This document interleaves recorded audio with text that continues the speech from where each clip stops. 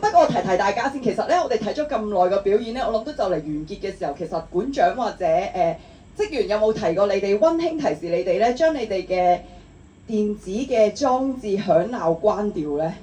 如果冇，我而家可以即刻拎翻個電話出嚟，關掉你哋嘅響鬧裝置。好似冇提喎。係喎，冇喎。其實生活上面呢個電話咧，對你嚟講咧係影響好深遠嘅。但係你哋喺呢個 moment 係冇啊。好啦，點解會講到電話咧？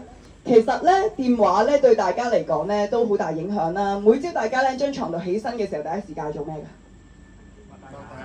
擘大眼之後撳電話，係啊。撳電話無論你係撳熄個鬧鐘又好，或者其實阿婆咧雖然都就嚟步入呢一個2蚊雞嘅行列，但係我都會咧開個 social media 咧嚟睇下啦咁樣樣。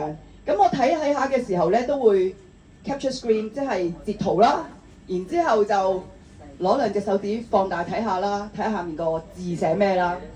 咁有時候咧，可能我就會係去到超級市場嘅時候，跟住想買個罐頭啦，拎起。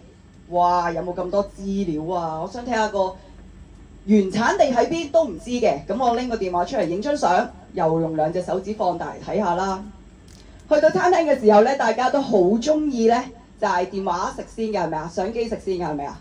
咁阿婆咧都係嘅，都會拎個相機出嚟，但係我就相機睇先。咁啊影個 menu，然之後再2隻手指放大，睇下究竟咧嗰支紅酒係128蚊一支啊，定係758蚊一杯嘅？係啦。咁去到你哋大家女士啊，係咪有時候會去 salon 啊？係咪啊？一坐幾耐啊？半日。坐半日。男士都係半日喎。係啦，咁我其實咧有時候咧去 salon 咧都一坐幾個鐘，我真係覺得有時候好嘥時間。咁唯一咧可以去消磨下時間嘅時候咧，就係睇下雜誌。咁我有一次咧就去睇雜誌啦，咁我睇到喎，咁跟住睇到張相，咦喂，嗰個女星同我差唔多年紀，冇理由啲白頭髮比我更加多㗎。咁我跟住又用2隻手指去放大啦。喂，點解睇唔到嘅？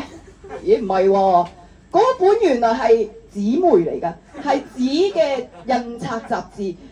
可想而知，電話對我哋嚟講，其實佢嗰個嘅影響係幾咁大咧？我睇緊一本紙嘅，但係我都用2隻手指去放大。